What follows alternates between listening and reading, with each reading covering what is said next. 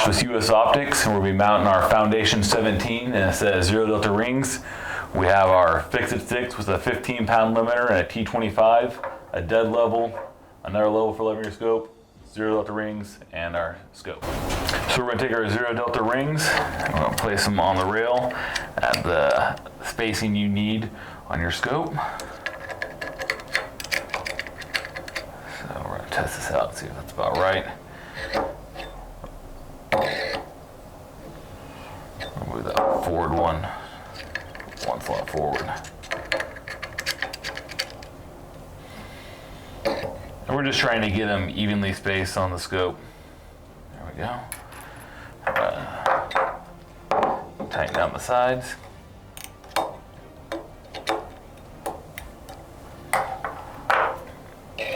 Place our scope in there. Get it evenly spaced in between the rings. Get our scope caps on. I'm going to take the dead level. Get it level.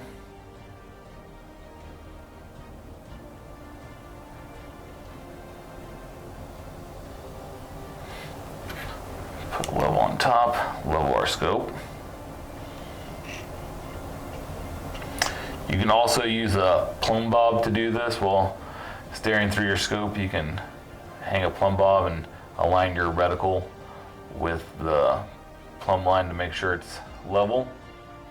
But it's just as easy to use a precision level on top of the scope. And now we're going to tighten down the scope caps.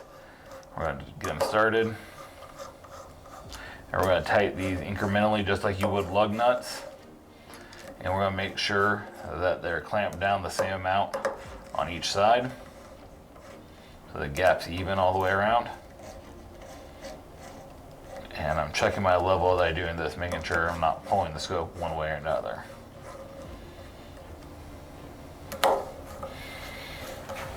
So it's really important that you use something such as a Fix-It stick or some sort of torque limiter or torque wrench when you're doing this. You can damage both your scope and your scope rings if you improperly mount it, or you could have some sort of point of impact shift if you don't tighten them down enough.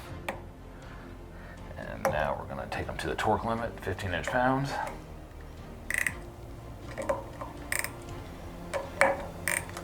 The nice thing about the Fix-It sticks is it actually prevents you from going past your torque.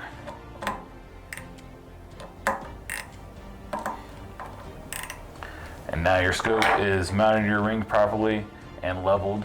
So we're going to take it off the dead level and we're actually going to mount it onto my rifle.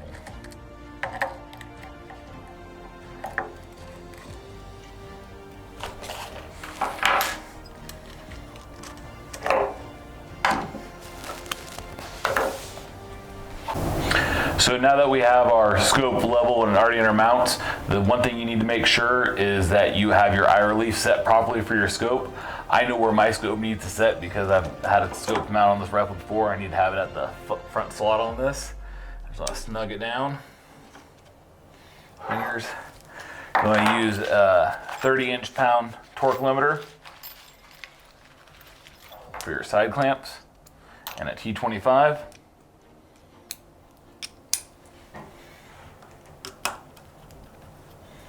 Snug them down.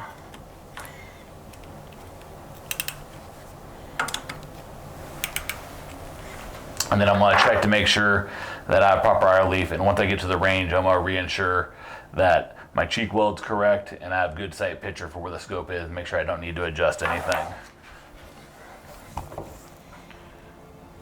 Now from low to high, I don't need to change my head position. Scope's far enough forward. So now that we've done this, we're actually going to go to the range and we're going to get the scope zeroed. So see you out on the range.